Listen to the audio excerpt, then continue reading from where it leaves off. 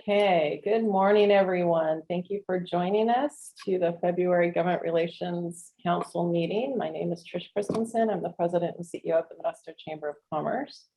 Michael, would you like to introduce yourself real quick? Sure. Michael Gaffney with PG&E and chairman of the board. And I'm going to go up to Jalen. Good morning. Jalen French, Director of Community and Economic Development with the city. Thank you. I don't have enough windows open here yet. There we go. Brad. Hello, everybody. I'm Brad Wall, Principal Planner with the city and Project Manager for the General Plan Update. Thank you. Pete. Hi, Pete. Howdy, Pete Butler with the National Electrical Contractors Association. Nice to see you. It's been a while. That's my one guilt statement for the day, okay? Thank you. Lisa. Hi, Lisa Mantero Moore with Assembly Member Adam Gray's office. Thank you. Jason. Jason Conway, Modesto Gospel Mission. Thank you. Vanessa. Vanessa Emo, Director of Sales and Marketing for the Doubletree by Hilton Modesto. Thank you. Dylan. Hi, Dylan George, Local Public Affairs for PG&E. I took Michael Gaffney's role, at least temporarily, since he abandoned our department. So I added his counties to the area that I cover. And I'll have to disagree. For me, it hasn't been nearly long enough since I've seen Pete Butler. Okay, that's your one guilt statement for the day. Chris.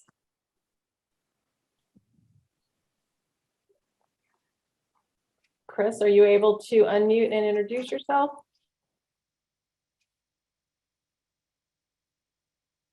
Well, yes, I can. I apologize. I'm behind the wheel of a car. Chris Guptill, community volunteer.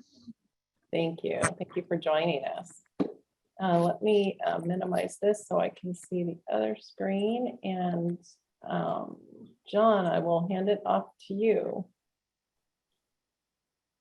Introduce yourself and then you can run that.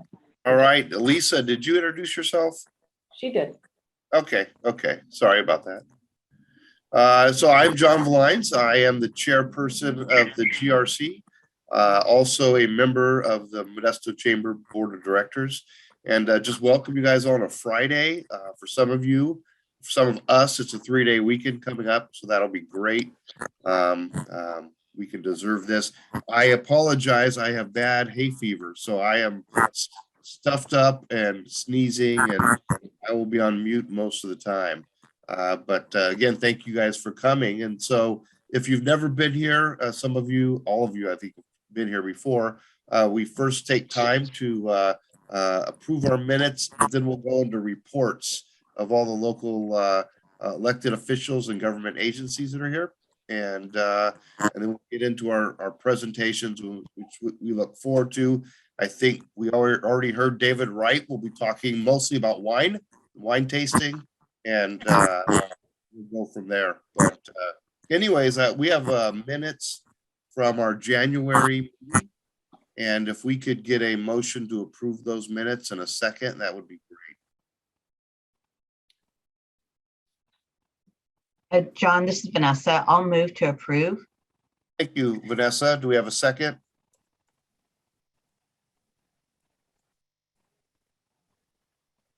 Say it. Thank you, Pete. All right. All in favor, say aye or wave your hands in the air like you just don't care. Aye. All right. Thank you. Anyone opposed or wants to abstain? All right, so moved. It's passed. So next, I didn't hear, is there anyone here from Congressman Josh Harder's office to report? Yes, I'm here. It's Brianna. Oh, thanks for I was just joining us, seeing to see who just jumped in. That's why I asked right there. So, go ahead, Brianna. Okay, it's already my turn. Perfect. Sorry about being a few minutes late. So I do have just a few things to cover. And you guys might be already aware of some of these things because they are on a supranational level. I do want to cover a couple of bills that Congressman Harder has recently introduced. So I'm going to go over that. So last week, actually, Representative Harder introduced the Improving Mental Health in Schools Act. And I'm sure you are all aware that mental health is a top priority for many members in our community, especially after living through like 2 years of the pandemic. The Improving Mental Health in Schools Act will actually allow more mental health practitioners to work in schools all across the Central Valley and across the nation. Currently, highly trained mental health practitioners like marriage family therapists, licensed clinical social workers, and clinical psychologists are actually prevented from working in public schools. So Harder's bill will amend the law to allow these very critical professionals to work directly with students and the families in schools. Let me know if you can hear me because there might be some background noise. Or is the sound okay? Yeah, we can hear you and only a Hear little. me? Okay, great. Thank You're you. fine. Also, I want to mention that earlier this month, the House passed the America Creating Opportunities for Manufacturing, Preeminence in Technology and Economic Strength Act of 2022, or you can also call it America Competes Act. So Representative Harder voted to pass this really historic investment to increase the production of American-made semiconductors, which I had to look up, and those are the chips that are making that we have a really bad shortage of, and that are making our cars so expensive at this moment. So the production of American-made semiconductors, also to implement new efforts to tackle supply chain vulnerabilities, which is a big thing right now, obviously, and to make more goods in America, turbocharge America's scientific research and technological leadership, and strengthen America's economic and national security at home and abroad. So I'm going to just touch on a couple of points here. The Competes Act includes creating the Chips for America Fund. So this includes $52 billion for Chips for America Act, which will ensure more semiconductors are produced here at home. Chips for America will incentivize private sector investments and semiconductor fabrication, and will help address the supply chain disruptions that we're currently facing. It'll also focus on strengthening the supply, well, as I've mentioned multiple times, supply chain in American manufacturing. So the bill is actually authorizing $45 billion to improve this supply chain issue and strengthen our economy by preventing shortages of critical goods and ensuring that more goods are made here. So the goal of this bill is to secure America's global competitiveness and leadership through economic development, diplomacy, human rights, and alliances and /partnerships. And really great news, the America Competes Act includes two of Representative Harder's amendments, the Apprenticeships to College Act and the College Transparency Act. So the Apprenticeships to College Act is a bill that would create more agreements with 2- and 4-year colleges to allow students to use their apprenticeships as college credits. So, and then the College Transparency Act is a bill that would ensure all students have access to like very crucial information while they're choosing colleges they'd like to apply to. So information such as like student enrollment, transfer and completion statistics, post-college success rate across all majors. So this kind of information that is super vital when prospective students are choosing which schools they should attend. All right. I also want to mention that Congressman Harder is continuing his efforts to address and decrease the truck driving shortage that we have. I spoke about another effort that he did last week or last month. This is a new one. This was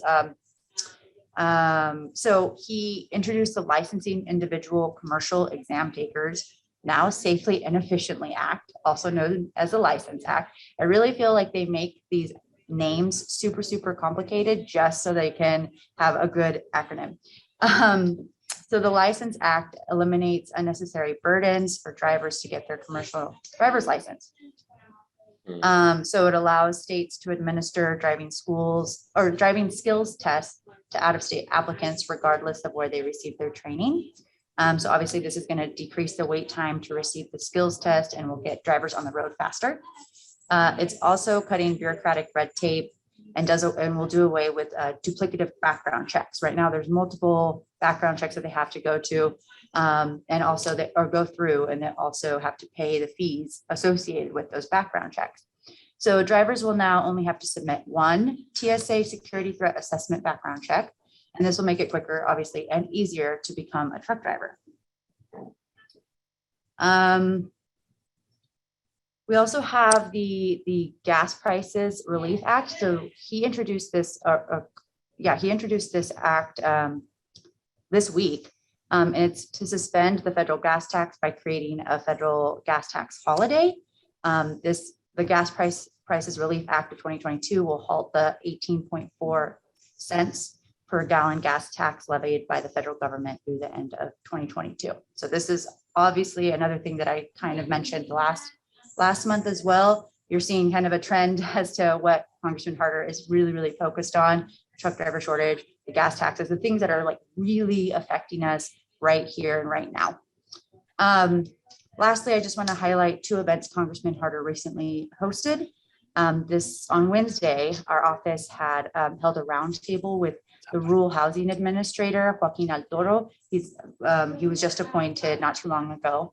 And we invited a lot of key stakeholders there from both Stanislaus County and San Joaquin County. And the goal of this roundtable was to discuss the various grants and programs offered by the USDA Rural Housing Services. But mostly, it was really to educate the administrator about the needs of our community.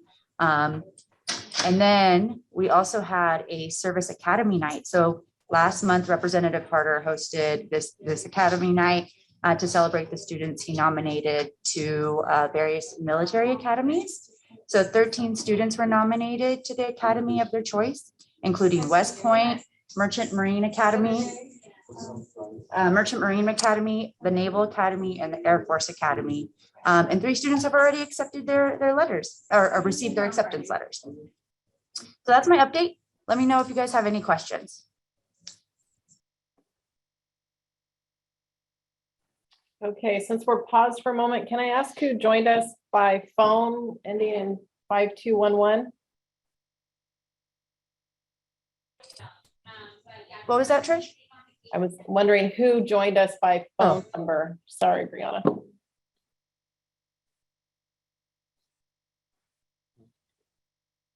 Okay, we'll come back. Thank you. Go ahead, John.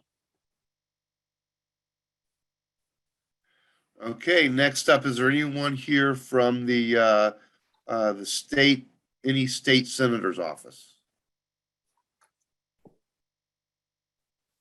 Okay, Lisa, it's up to you now to update us on Adam Gray.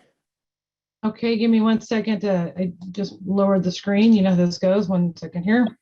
Yeah. Frustrate myself. Well, we've been a little busy this week on trying to get the list of the bills we introduced. I don't think I presented at our last session here, so give me 1 moment.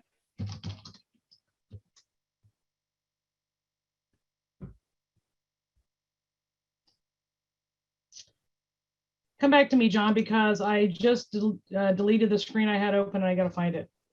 Okay, no problem, no problem. Is there anyone here from State Assembly Member Heath Flora's office? All right. Anything from, well, actually, we have the County Clerk Recorder, Donna. You joined us. Just introduce yourself, and if you have anything to report, we'd love to hear it.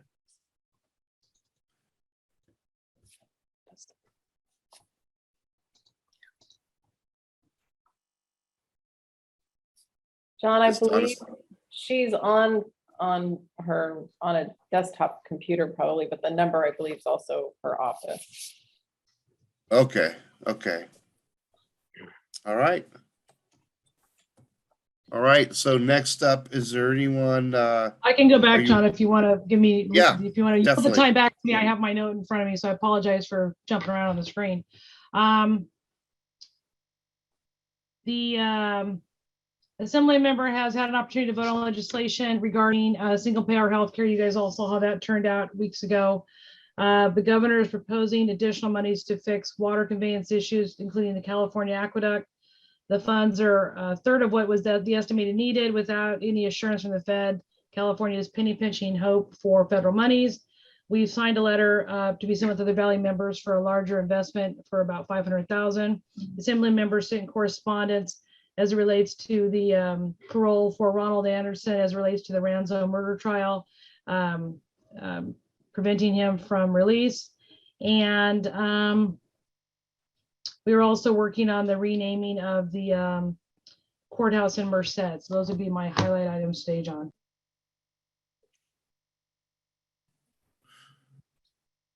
Renaming the courthouse. What's the options here? Charles Ogletree. Nice. That means something to somebody. Yes, it does. Ogletree. Prominent African-American leader in the community, educator, a number of other accolades that goes with Mr. Ogletree, and he originally is from Merced. Great, great. That reminds me, I wonder if our court, is that a federal courthouse or state? Yeah, I wonder. that is a state one, John. Okay. We don't have. So a federal I one just, in as I drive by the new courthouse site every day here downtown Modesto, I wonder if it has a name yet or will be named. So. Well, I think as soon as somebody finishes paying the bill on it, because we won't see it open until 2024, so they'll probably come up with a plan by then. Yeah. It's 14. It's a 14-year plan. Yeah. Okay. Is there anyone here from the county that would like to report on the county? Anything going on with the county?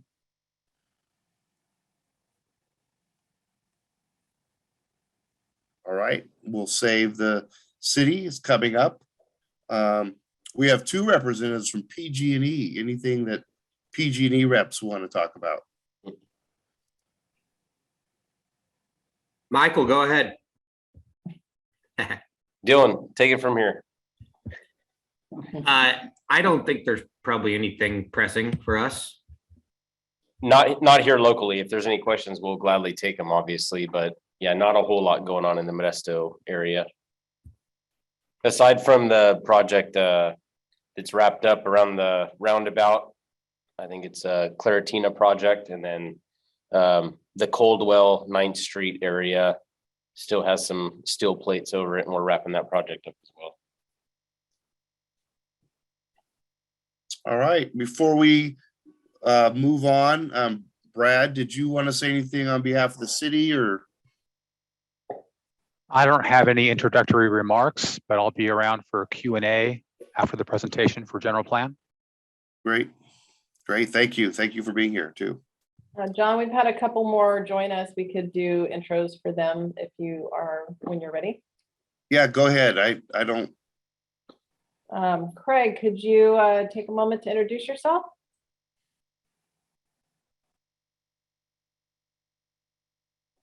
I moved him on my screen. Go back to him. Did he fall off?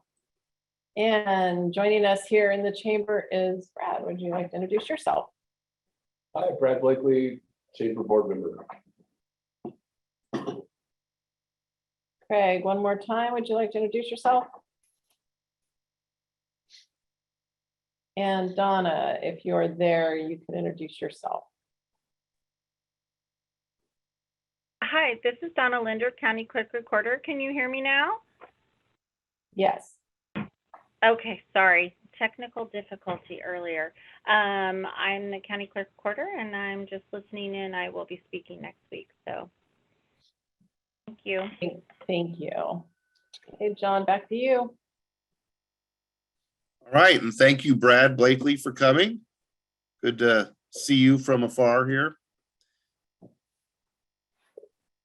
And of course, with a general update, we know Craig will be here. So Craig, for those of you who don't know, is a longtime chamber board member, former board president of the chamber, and former board chair for our Economic Development Committee, and generally always interested in the general plan update and moving that along. So I'm sure he'll have questions in the end, I'm sure. So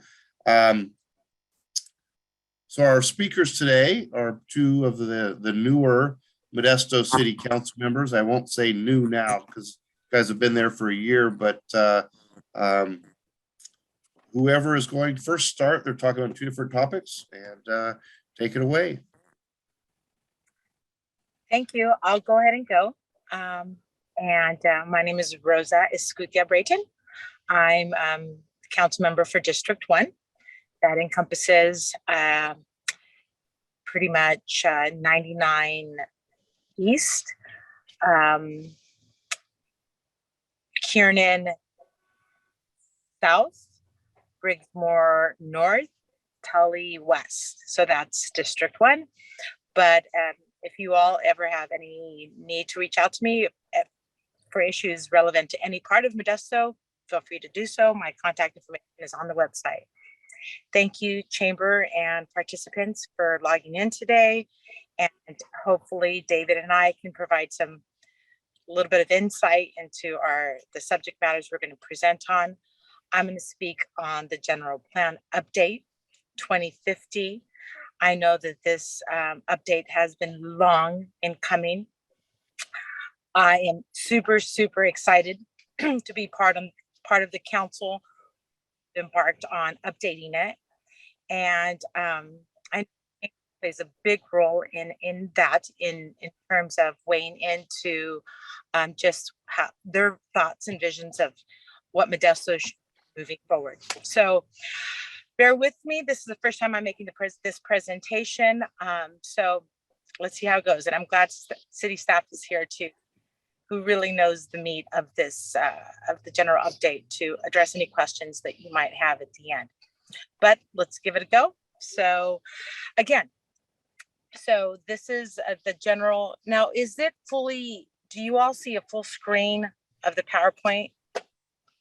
Yeah. Since this is PDFs, we got what we have on the screen, right? It can't be manipulated anymore. Correct. I can make it bigger and smaller, and then I can change to the next slide. No worries. Okay, perfect. Okay. So like I indicated, the general plan 2015. So what I'd like to talk about is, okay, so next slide, please. I'll go ahead and say it that way. So what I'd like to talk about today is, number one, what is the general plan and what it's not. Talk about the general plan update timeline, where we're at on that timeline and where it'll conclude. Talk about background for those. I'm certain everyone here really has a good understanding on the general plan, but we'll talk a little bit about the background for those that may not be as familiar with it. And then we'll conclude with what the vision is for the general plan update. Okay, next slide, please. So what is the general plan? So the general plan, it's of course the vision of what Modesto is going to look like in a year, in 2 years, in 3 years, 5 years, 10 years, ultimately what it's going to look like from now until 30 years from today. And it's a collective vision. It's a vision of what we all hope it'll be for our community. It's a roadmap, right? It's a roadmap in which to achieve the vision, this collective community vision that we have for Modesto. So the general plan update will provide us it'll be a guidebook for what the growth and development looks like for Modesto.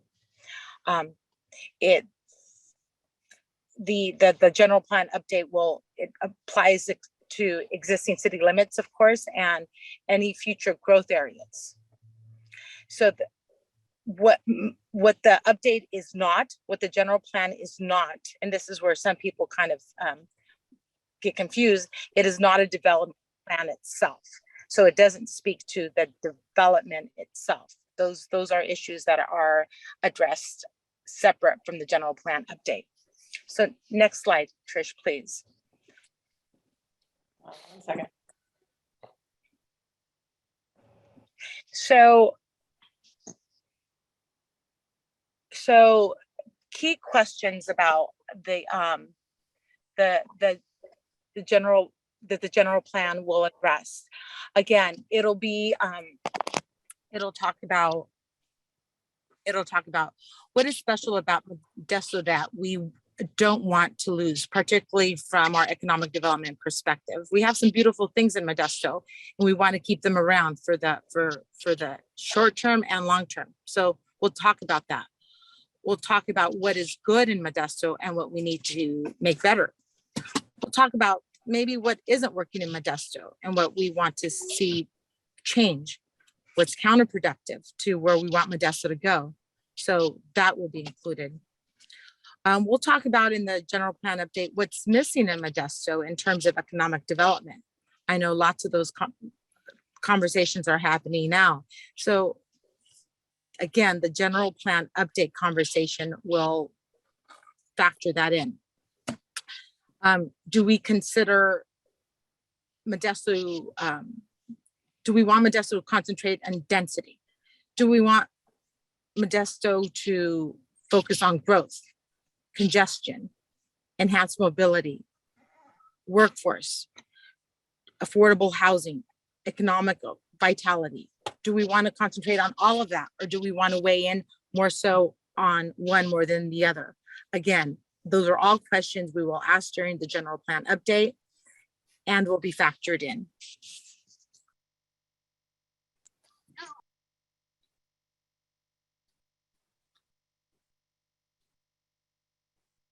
Rosa, are you there? You're Sorry, I touched the mute button. I kept talking. How do we, so another thing that we want to talk about in the general plan update is how do we preserve the character and the beauty that is Modesto, right? We have such amazing things here and we want to make sure that we keep them. So that question will be asked, that conversation will be had, just so that we can ensure that we maintain tradition and just the essence of what Modesto is about.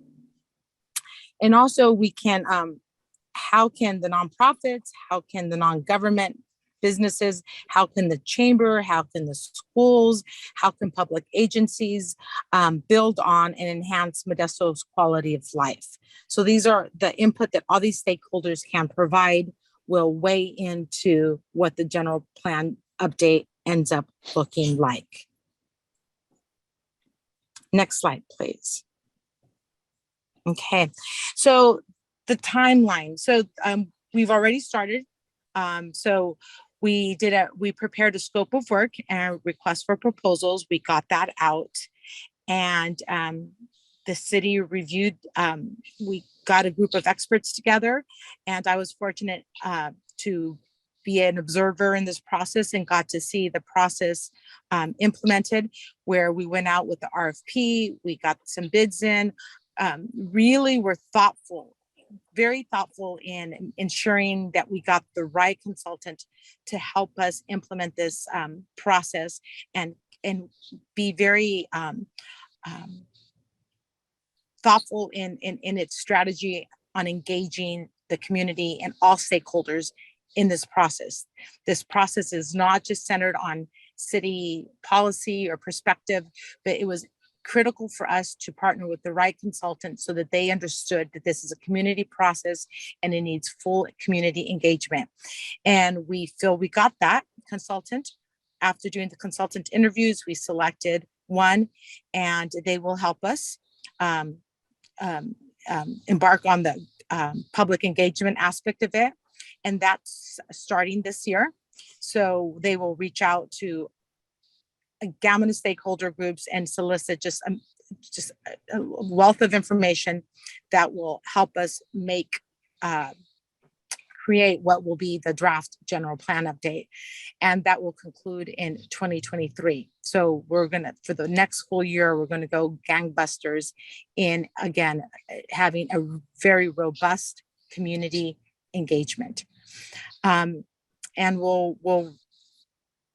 that update will also include a comprehensive environmental impact report that should be done in 2024 with wrapping up the process with providing the city council with a recommendation of adoption of the update. And that will conclude in 2024. So it was a multi-year process, and we're well on our way to the meat of it. And we're looking forward to working with the chamber and making sure that they're part of it and all stakeholder groups. Next slide, Trish, please. Okay. Okay, so a little bit of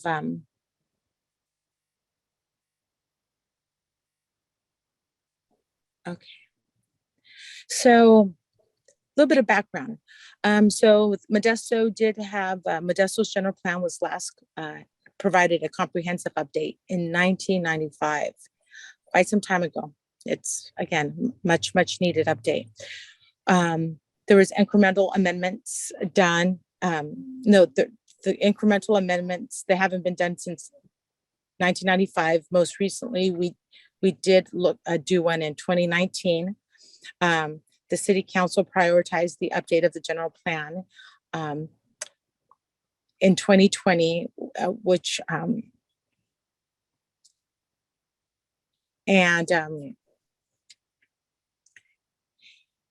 the city council is we're actively pursuing identifying and enhanced approach to economic development and enhanced vision of the future for the city. You know, we're all, as we all know, half of us are new to the council and the other half just have an experience of the past 8-9 years. But what we all collectively have as a council is we want Modesto. We see the beauty of it and we see the potential of it. And we were all 100% on board on the need to dedicate our fullest support to updating the general plan. So that's what we definitely have with this current council.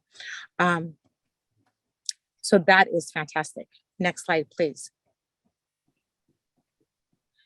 So the vision of the general plan. So Modesto's new general plan will create a shared vision for the city that is broadly supported and implemented. So it's important that the broadly supported, like with the downtown master plan, for example, it created a vision for the future of the city that is relatively universal. It's pretty much supported by all residents and partners and organizations. Everyone weighed into it. Everyone is in agreement with it. And that's what we're hoping to do with the general plan as well. Have everyone's input into it, have everyone be in agreement in it, and collectively it be broadly supported. And in terms of implementable, we want to make it realistic. We want to make it achievable for Modesto. For example, it would not be realistic for us to say we want Modesto to be the new Silicon Valley with the hub of technology here. I mean, if that's what we wanted, perhaps we could pursue that. And if all resources were dedicated to that, we can make that happen. But that's unlikely to be the direction we go in. So that would not be something that we would strongly pursue. So again, that wouldn't be implementable because it wouldn't receive 100% full spectrum of support. So again, we want to be realistic with what we can and cannot do and make it implementable, sustainable, and broadly supported. So we also need to consider a new planning area boundary to be established through a deliberate and public engagement process that I spoke about earlier. We need to define the path of economic development from land use-based decisions, and we need to recognize the importance of transportation improvements and how they support the ability to grow a strong economy, which of course we all agree that is first and foremost needed in order to make Modesto thrive and be stronger.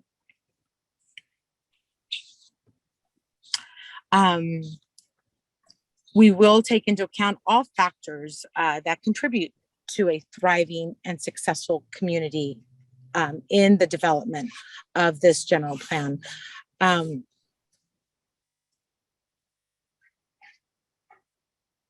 So the general plan is not just a document addressing the boundary of the city, right?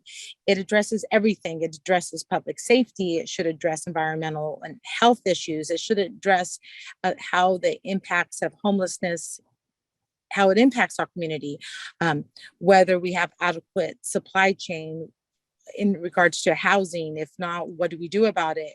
How does our infrastructure work with transportation, our roads, where we live, where we shop? The general plan, of course, impacts everything. And we will be taking all those factors into account and ensuring that that what we end up with is something that ends up providing us an outline of what a vibrant, safe, and healthy community looks like. Vibrant, safe, and healthy Modesto. Next slide, please. So this is, this Modesto has always been and will, in my opinion, will always continue to be a community with origins of family, of community, of contentment. And this general plan hopefully will guide us in a stronger community. The general plan update will propel us to being a modern, better Modesto, a more modern Modesto. This will require continual and widespread engagement with all of our community stakeholder groups, with all of our residents, with all of our organizations. And again, the chamber, I hope, is front and center in engaging with us in providing us input for this general plan. I know the chamber has had a long-standing conversation with the city as to what they'd like to see. We hope that continues. We appreciate your collaboration on wanting a better Modesto and in terms of economic vitality and just it being a great place to live. So we're glad we're presently focusing on the general plan update. We're on our way. And at any point you have any advice or any words of wisdom on this area, you could reach out to me or any of the staff that are focusing on doing the general plan update. That's it. Thank you. Any questions? Thank you, Rosa. If you have questions, feel free to go ahead and unmute and ask Rosa or Brad.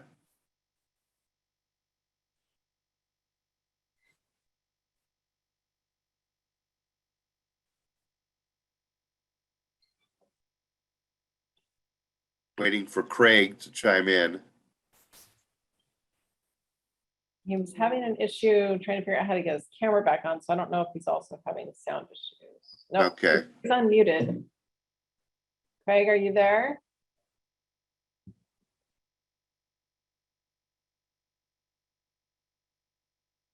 Craig, if you don't have sound or camera, sometimes it helps to go out of the meeting and come back in. Can see you, your name. Well, Rosa, I'll ask a question.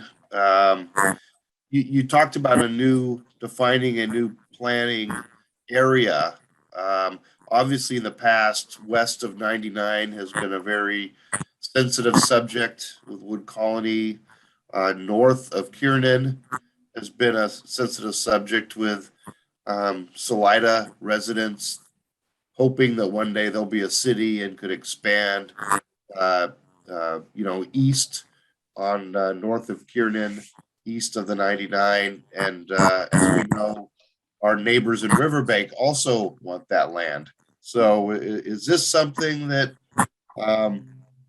Modesto is going to try to address now? Because I don't know that land's going to wait for 2050 to be developed, Well, and Brad, weigh in if I misspeak or anything.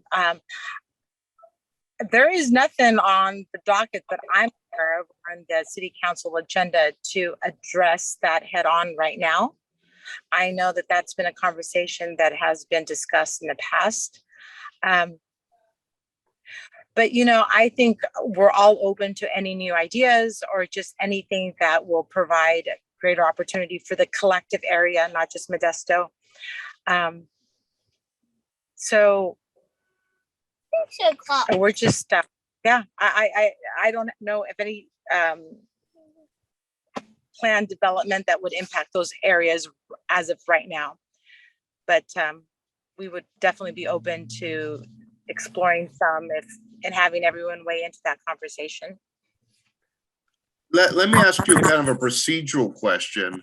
As you know, because this is a multi-year project, after you get through the public engagement, or say you guys, the team is hearing things from the public and has a recommendation, and Brad and his team say, hey, it would be good to really annex X, this portion that's on our border, because we think that would be a good fit long term. Is that something that you're having ongoing discussions with the council, or is it more that when the final draft is done, all these ideas that might be new are presented to the council? If I might, council member, boundary discussions will certainly be part of the process for the project. It'll happen in the context of public input and discussions during workshops. It'll happen in the context of economic development, related analyses. And, for example, we want to consider what kind of city should Modesto become, and part of that was covered in the presentation. Should it be more of a larger urban center, or should it be retain kind of the small town feel? And the types of industries that we want to attract and the type of economy that Modesto can evolve into having or being are going to be related to boundaries as well. So as far as annexation goes, yes, I think those conversations or those items come up from time to time. There was just a council item on the agenda recently regarding the area just south of Riverbank there, south of Clarabelle and north of the Tivoli area. So that may be at one of the next kind of long-term planning areas that would go through an entitlement process and ultimately at some point in the future be annexed.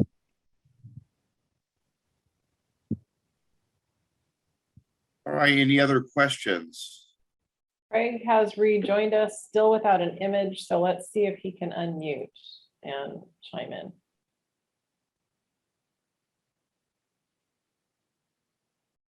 Craig, I did see that you unmuted.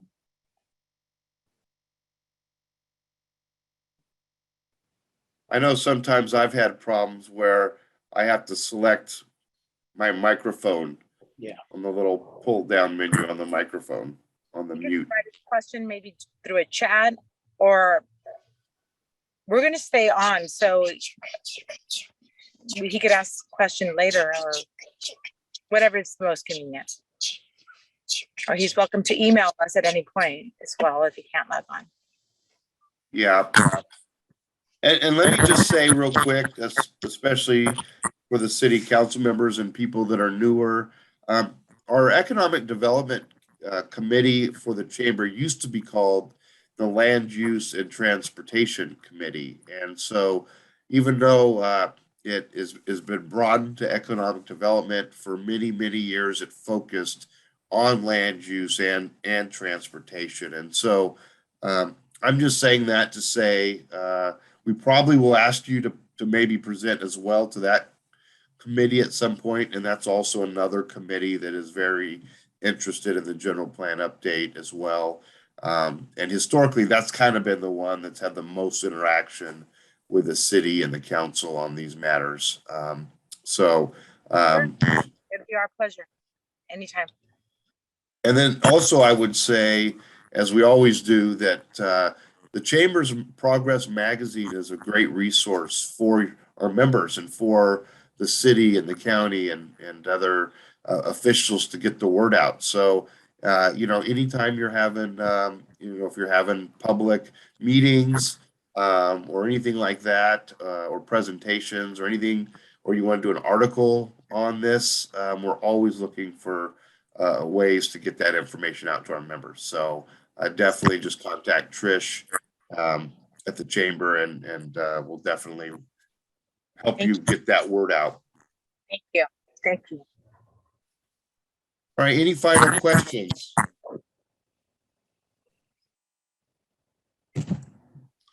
All right, so, and like Trish said, Craig, if you have questions and you're having trouble, you can always type them in the little chat box and we can come circle back around. But for now, thank you guys. And we will move on to David, Vice Mayor David Wright's presentation. Give me 1 second to rotate my screen and then I can swap the PowerPoints.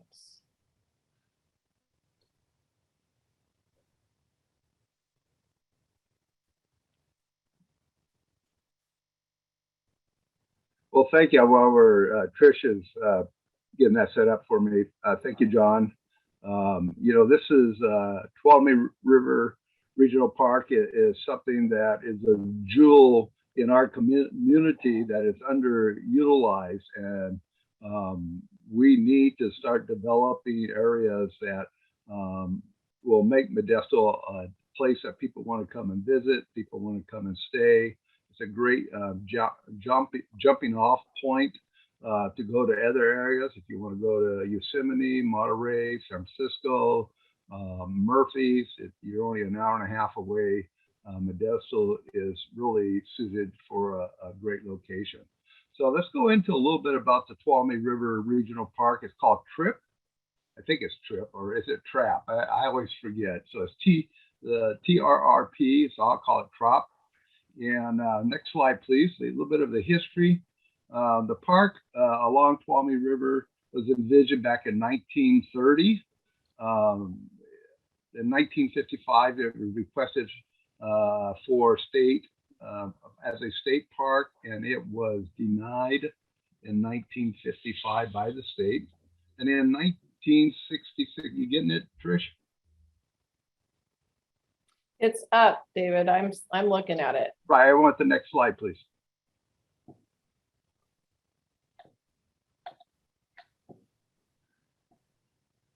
Thank you. In 1966, the community of elected officers formed to develop a plan for TRIP. In 1968, the TRIP plan was approved. In 1972, TRIP JPA formed with Modesto the managing partner.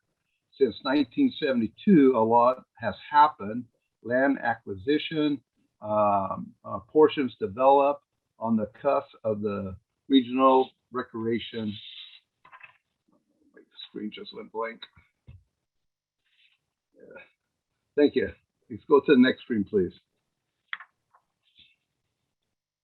Overall plan, there's 7 miles of river, over 500 acres of parkland, and the JPA is operated by the JPA is Stanislaus County, City of Modesto, and the City of Ceres. And you can see the below there, you can see the outline of where the river's at, and Lincoln Legion Park, Modesto Airport area, and Scenic Park, the Gateway, the golf course, and then the other parks at the west end. Next slide, please. The vision: develop TRIP into a regional park with designated facilities and activities, revenue generating operations, facility fees, leases, sales tax, and hotel tax, and develop and maintain TRIP in the financial substantial manner, volunteering support, and grants. Next slide, please. TRIP improvement project. The types have been new development, maintenance, and renovation. Funding has been grant funding. Grants are a primary source of project funding. $15.1 million of grants have been secured since 2008. Contributions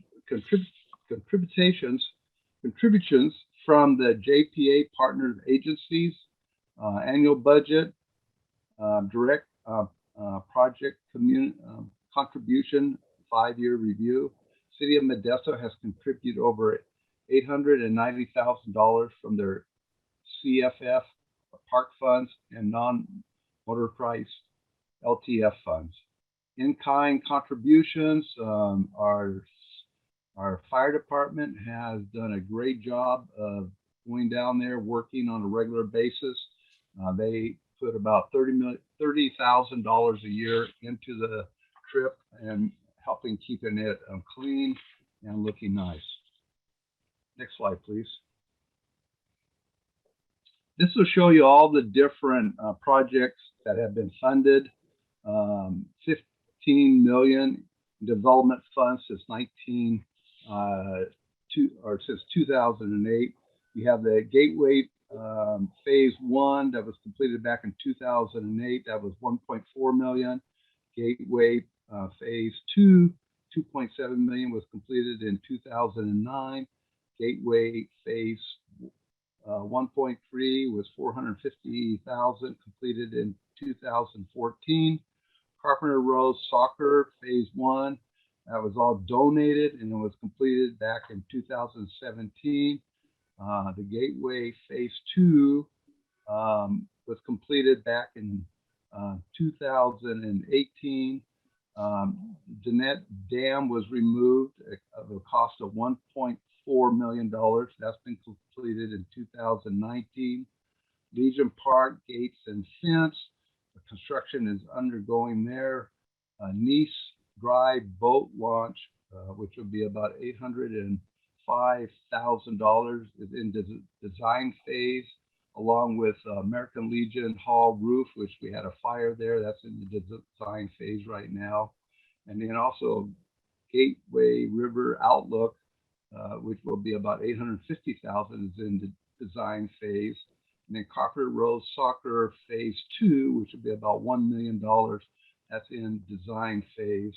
And then your River Palladium and Learning Theater, about $500,000. That's in design phase. And then your River Walk Gateway to Merced, $3.1 million. That's in design phase. So all these projects are in design phase. These are projects that are going to be moving forward in the next several years. The replacement of Legion Hall roof, funded by Little Legion Fire Insurance Settlement. There was a fire there. Was able to collect $220,000 to help replace the roof. That's ongoing at this time. The River Palladium and Learning Theater. Next slide, please. Grant funding is $535,000. Construction will start in September or summer of 2023. And you can see there at the sort of the bottom left or middle left where the Legion Park Drive is. There's a River Palladium there. There's a River Palladium, and also at the bottom there, there's a Learning Theater. These are all part of the plan for the river area. Next slide, please. The Trip Riverwalk Gateway to Legion Park, design partially funded by Modesto Park with the CFF of $200,000. Estimated project cost is going to be $4 million. And I might add, if you look at the Riverwalk there, the yellow dots, that area right there used to belong to Gallo Center. And we are in the process of trading land with the Gallo Center. They're going to take over Bearden Park area, and they're giving us that area there so we can use it for the Riverwalk, which will connect the Dryden Golf Course all the way down to the airport area. And on Dry Creek, there will be a bridge over Dry Creek that will be used for connecting the two areas together. Next slide, please. The Trip River Overlook is funded by 2 grants, state and federal. That's going to be $850,000. Construction starts this summer, 2022. And this will be a river overlook. You can walk out and look down the river. Be a real nice setting, which will be right to the west of Dry Creek. And you can see there on the map where it will be. Trip River Walk, gateway to Nice Drive. Is California Recreational Trails and Gateway grant of 3.1 million. Construction is going to start summer of 2023. And you can see where that's at from the freeway all the way over to, I can't see, can't read it. I think it's over there, yeah, by Dryden Golf Course. And then the Nice boat launch. Next slide, please. It's funded by the DBW grant of $850,000. Construction will start in summer of 2022.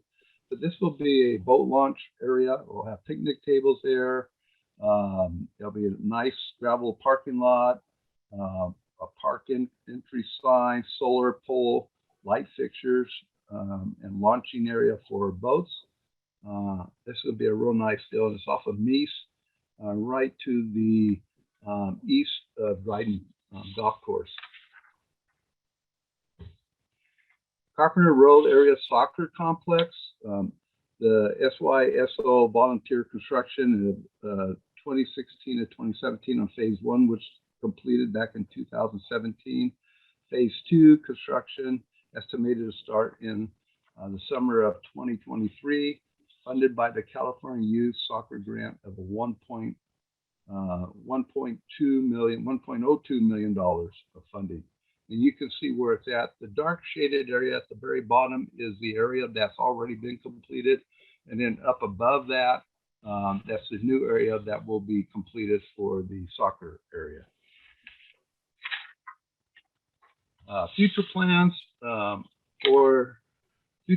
with the necessary future projects is master plan update. We'll be doing a master plan update on the Tuolumne River. Mancini renovation. It's a statewide parks grant. Belinka Park renovation, and then American Legion Hall repairs, parking lot resurfacing. Potential future project would be the walkway trail at Legion Park, continued development of Gateway, Legion Park area, Adventure Center, and habitational restoration and flood management, Carpenter Road area. And then the next slide shows you some of the activities that will be available.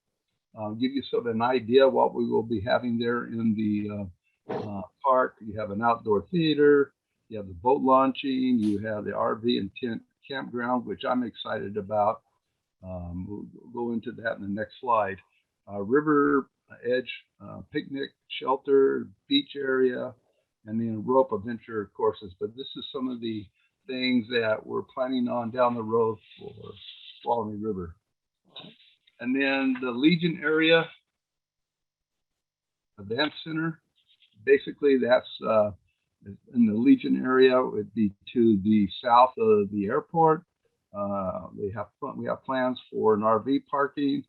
I tell you what, I do a lot of RVing, and it's hard to find RV spaces to go to in the area because they're always packed.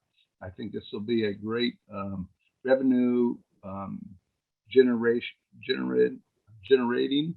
for the city and for the park in order to help maintain the park and also have the park rangers there. And then I think in closing, I would like to say, you know, Modesto needs to be a place that people want to come to.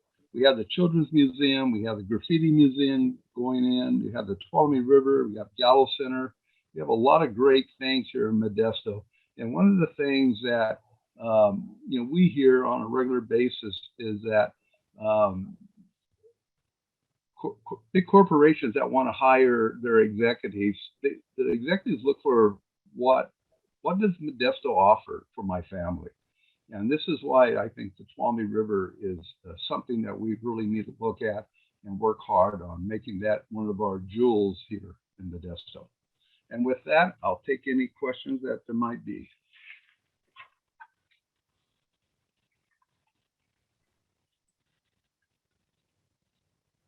So David, this is, if Cecil were here, he used to always, when we do ribbon cuttings, he would say, this is a hidden gem that nobody knows about. And so for this project, I don't know anybody personally that goes out there or goes by the river a whole lot. How do we get the word out to the public So as these things get?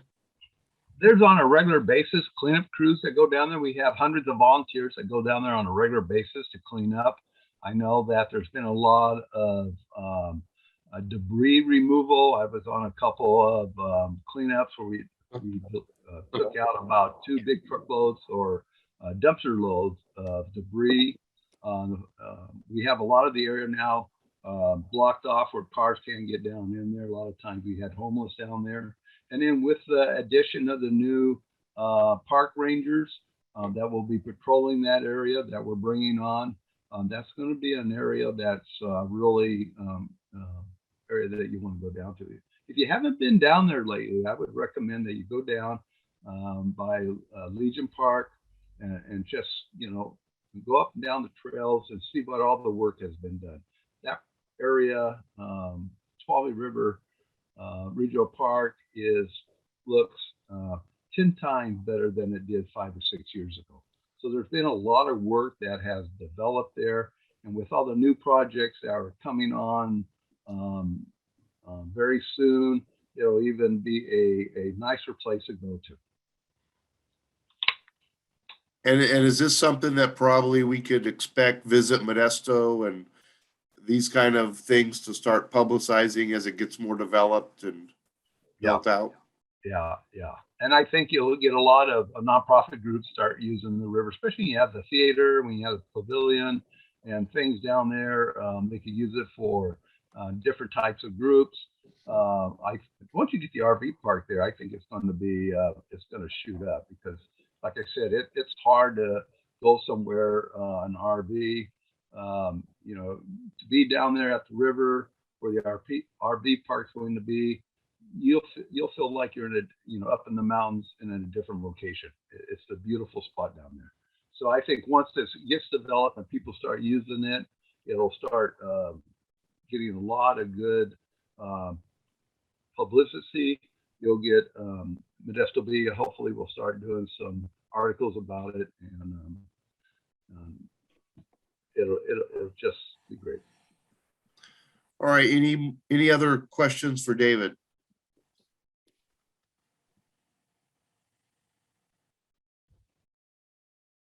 This is Chris. Okay. Gupta. Oh, go ahead, Chris. Yeah, I don't have a question. I just wanted to follow up on David's comments. A couple things. I'm the chair of the Citizens Advisory Committee for the Tuolumne River Regional Park. There's a Citizens Advisory Committee along with the commissioners who make some decisions for the park. And so David's done a great job of outlining all the projects that are coming along. But I just wanted to comment on the use of the park right now. The Legion area hasn't gotten a lot of use because it's been gated off and a lot of work's been done by the city and the fire department. But the area that's getting the most use that I'm out in and along right now is the area right off of downtown, which we call the Gateway Parcel. And it's the most activated space in terms of people riding mountain bikes, regular bikes, any kind of bike, really, hiking, walking. It's really a great place to go out and spend some time doing that kind of stuff. One thing we struggle with, though, is where people can park, either safely or well-known parking places. That's a struggle that we continue to have. But I would encourage people to go check it out. You can kind of park in a few places along the edge of the park. And if you just walk out there, you'll see that a lot of the park from the road appears to be just open ground. But along the perimeter, along the creek and along the river, there are really well-established and maintained trails, and there's all kinds of people out there using them all the time. And we've been working on that area for 9 or 10 years now, and we finally have something coming up in April. It's a Norcal mountain bike race, first of its kind here in Modesto, where junior high and high school students are going to be racing April 9th and 10th, and it's going to be staged under the 9th Street Bridge, and it involves a 5-mile course in that area there that we're going to use, and it's really going to be a great event. So I just want to let people know that we have stuff coming, and it'd be great to see the parts of the park that are due to come online come online and just add to what we already have kind of revived what we have going on down there. So the last thing I would just say is if anybody's interested in checking it out, I always offer to give people if you want a tour of the area, want to take a look at it. If you want to share my contact information, I'd be glad to kind of just give you a guide through the whole area, give you a quick overview. And if you're interested, if you want to know more about it. So that's all. Yeah, Chris, I might want to add, you got a real nice mountain bike course down there. I think it's to the west of 9th Street. I used to do some mountain biking, and you guys got that course laid out pretty good. Yeah, it really honestly is. It's mostly mountain bikers, but it's not a mountain biking trail in terms of technical challenges. It's really a family-friendly trail. Almost any type of bike, almost any type of rider, almost any age, we have them coming out to ride. And we do have a course that's mostly in the Dry Creek to Dryden Golf Course, but beyond that, the trail there's about 6.5 miles of trail total from the end of Beardbrook Park out to past Carpenter Road. And it runs all along the river. It's maintained every day. And the other thing that's happening that's a positive is the Park Ranger program is going to be having a presence out in these areas more so than it has before. So there's a lot of positives coming after a lot of years of work to make it a real nice spot. And I think that anybody who kind of thinks of it as the way it used to be, if you give it a shot, come out and check it out, I think you'll find that it's much improved and it's a real nice amenity. And the only other thing I just add is that you're not going to find very many cities that control 7.5 miles of riverfront property. And that access to the easement behind Gala would create that for us. You would spend tens and tens of millions of dollars just to acquire the land, much less to have some pieces of the park already established. So it's a really unique, one of a kind, amenity for a city like ours. And it just hasn't ever been, its potential hasn't been reached yet. And we're trying to help get it there. You did a great job, Chris. Thanks, hey, David, it's Michael Gaffney. To Chris's point, there isn't a lot of good paved, clean, safe parking areas in that 7th Street dead end near 7th Street and 9th Street bridge. I know there's some areas of opportunity possibly with some city-owned properties. Is there any desire or intention for the city to pave and light some of those areas so we can really put what I see is kind of the trailhead there of Trip, to drop a pin on a map so people know, hey, this is a safe place to park. You can unload your bicycles and hit the trail and have a safe place to return to.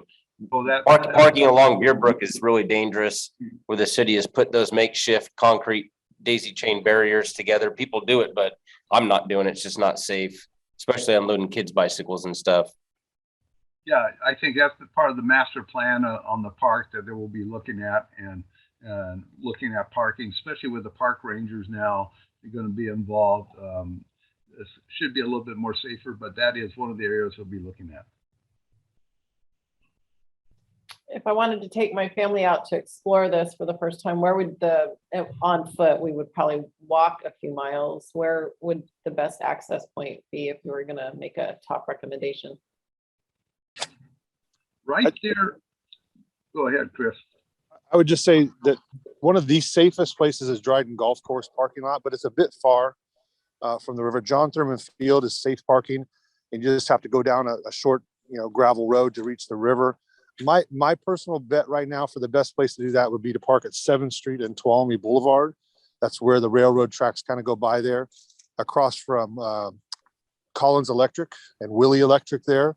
And you probably on a weekend could park in their parking lots, and I don't think they would say too much about it. But that right there at that parking area, it's like a triangle piece of parking with a tree and a billboard there.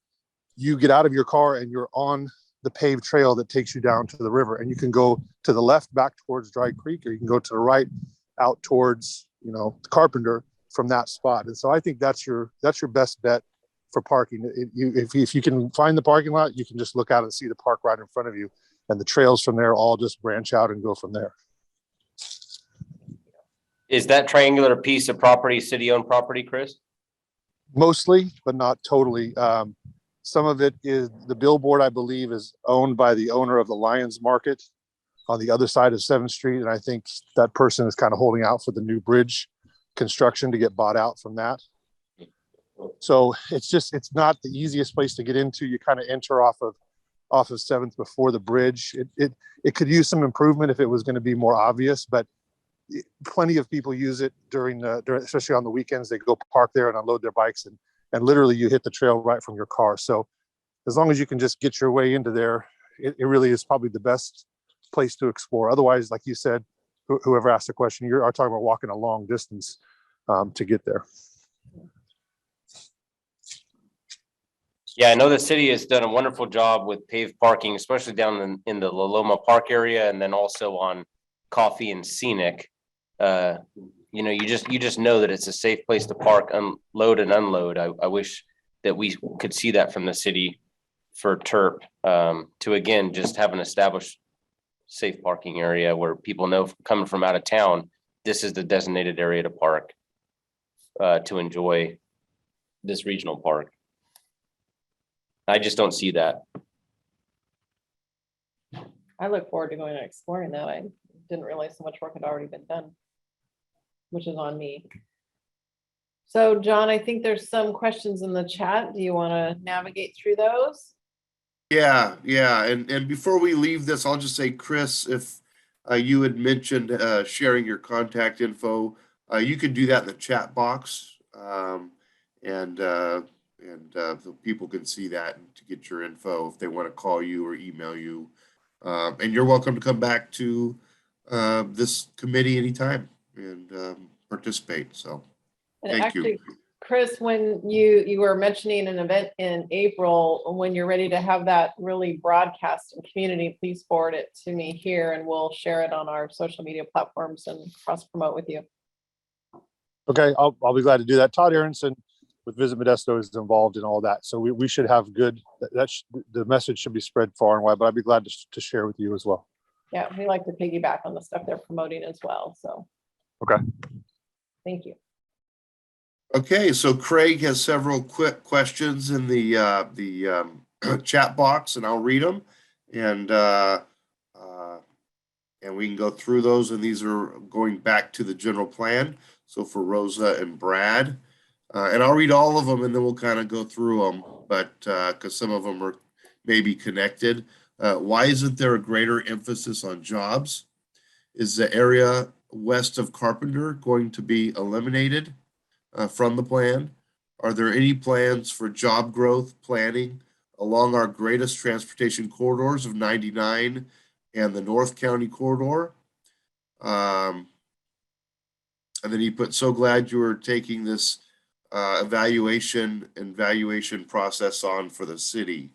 And I guess, piggybacking on that, I know this is in the county, but I guess another question is, as the 132 continues to get built out, we know there's some opportunities for economic development along 132. Is that off limits because it's the county, or is that something that the city can look at too? So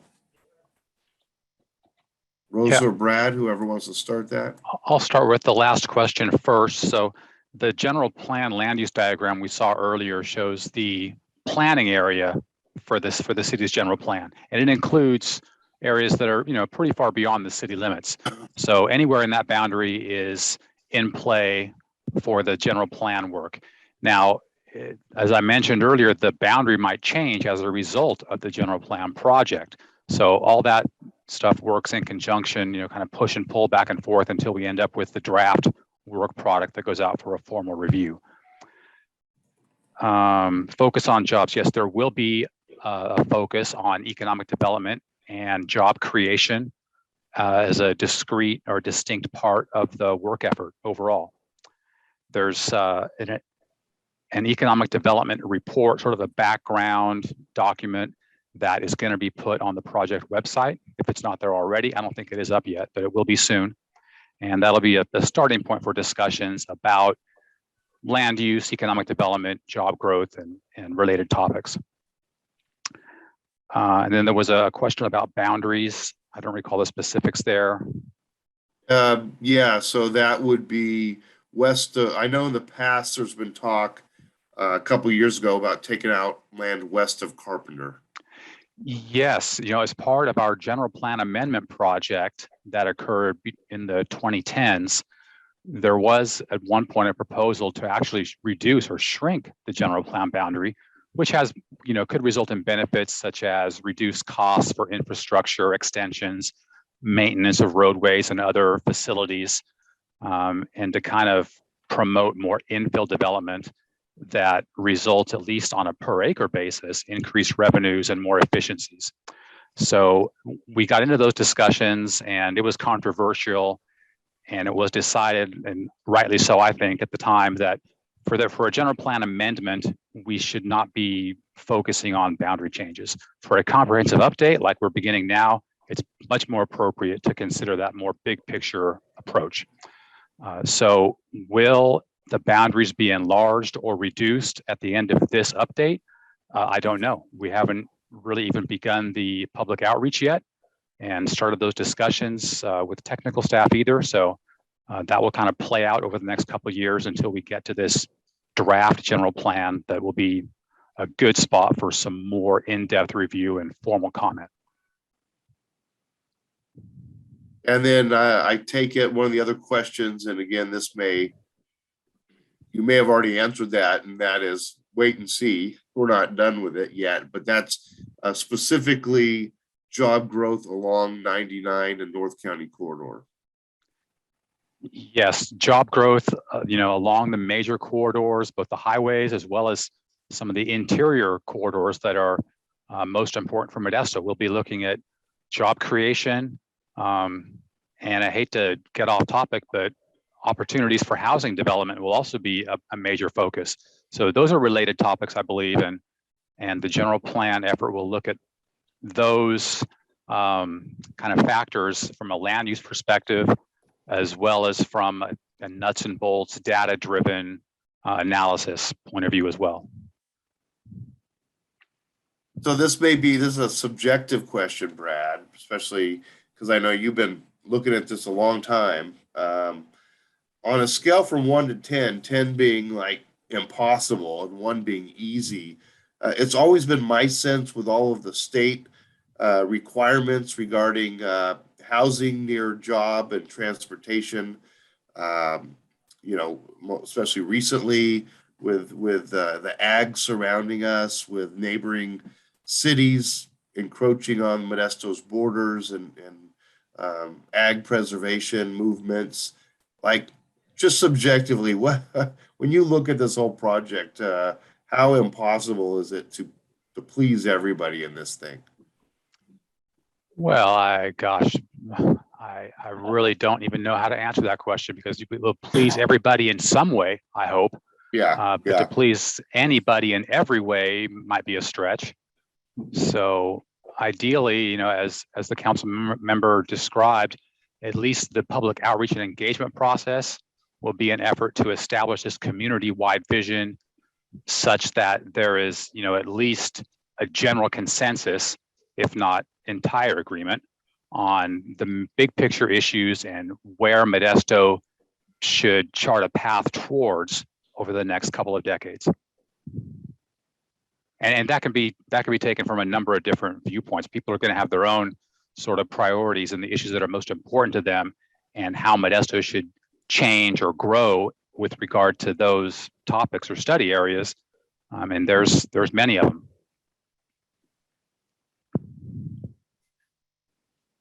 All right.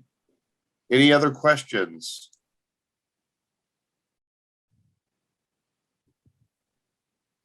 I just want to thank everybody for letting Councilmember Scrutio Bratton and myself be part of this chamber. Like you said, we're new to the City Council. However, there's a lot of opportunity, and we're all excited about what our future holds. And we hope that the citizens of Modesto are excited too. Thank you for having us, Chamber. Always a pleasure to have any of you join us. Thank you for your time today. Well, with that, Trish, before we get to future GRC meetings, do you have any announcements on behalf of the chamber? More of encouragements and a couple awareness items. The soiree, which did not take place on February 10th, will be taking place on March 10th. And we are still have room for ticket sales and a couple more sponsors for another week and a half or so. Award winners will be notified also within the next week or so. And we're looking forward to a really fun new take on that longstanding tradition of community awards from the chamber. March 17th in the evening, we are doing a evening with industry, I believe is what we're referring to that as. And that is a partnership with Modesto City School District. We are hosting and lifting the business invitations and Tomorrow's Talent, which is an organization out of Southern California. They've done this program down there and it worked very well. And then Modesto Junior College, it will be held at the Mary Stuart Rogers Theater or Auditorium at MJC West. And the focus of this will have a dive into cybersecurity programs high school students are going through there, and a handful of them are being groomed to make a formal presentation to businesses with opportunities to build, or their intent is to build opportunities for internship in and coming out of high school with the businesses in our community. So we're really excited about that as a new opportunity. End of March, the chamber will have a booth at the Facilities Expo. It's a 2-day item. And we will be mingling with about 120 other vendors out there promoting chamber membership and our California Green Business Network certification program for chamber members or not. We're anxious to help certify businesses throughout our county. And we will be having our first SCORE webinar back also near the very end of March. And so we're looking forward to reestablishing our partnership with SCORE. So that kind of covers the month. And then there's all the other programs and committees we have going on.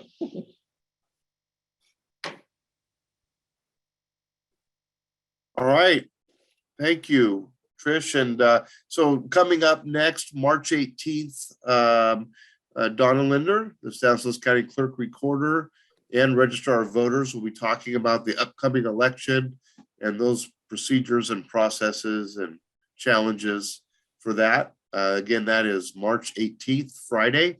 We are still scheduling April's meeting, and then in May, the Modesto City Manager, Joe Lopez, will be here to talk about Modesto City finances and the future. And with that, we are just busy scheduling upcoming speakers. So if you have an idea for a topic you'd like to see, or a speaker you'd like to see, or you would like to be a speaker, or know someone who would like to speak, let Trish or I know. That'd be much appreciated. And I plan to adjourn here at 3 minutes early. So if no one has anything else, we can adjourn. Awesome. All right, everyone have a everyone. Yeah, have a good 3-day weekend. Thank you. Take care.